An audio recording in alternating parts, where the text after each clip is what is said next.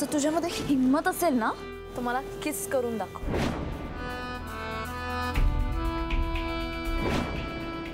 Doctor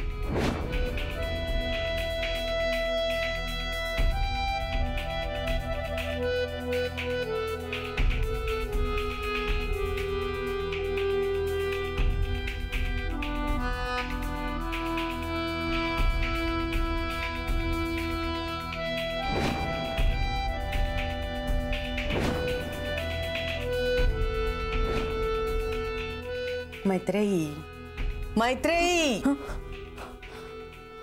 अगं काय चाललंय तुझं? किती वेळ हाका मारतेय मी तुला? हा सॉरी मी विचार करत होते। विचार? कसला विचार? सौमित्रचा। सौमित्रचा? अगं म्हणजे सौमित्रची एंगेजमेंट आहे ना 9 जूनला आणि मला माताजींचा पण फोन आलाय की ताबडतोब पॉंडिचेरीला पोच म्हणून। असं कसं अचानक सांगितलं त्यांनी? हो मी त्यांना तेच म्हणलं की माझी काहीच तयारी झालेली नाहीये, सौमित्रची एंगेजमेंट आहे तर मी थोडीशी उशिरा येते चालेल का? तर त्या मला म्हणाले की नाही चालणार कारण तिकडे खूप गोंधळ झाला आणि माझ्यासारखी कोणीतरी समर्थ कार्यकर्तीच तिकडे पाहिजे। आता नाही कसं म्हणू मी त्यांना?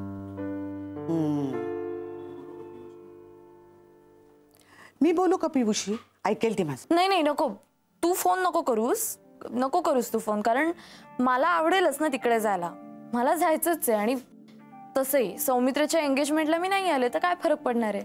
तो माझ्याशी थोडीच करणार आहे एंगेजमेंट।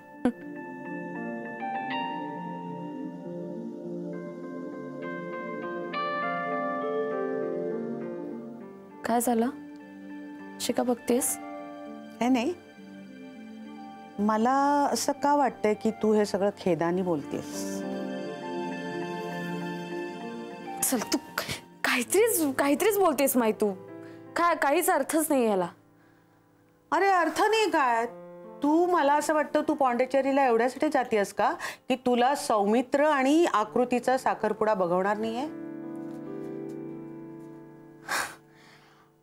काय काय बोलू मी माई आता यावर? तू म्हणजे तू कादंबरी लिहायला घे आता, खूप काय काय सुचतंय तुला। हो का? आता मैत्रेयी माताजींचा आदेश आहे म्हणजे मला घ्यावीच लागेल लिहायला।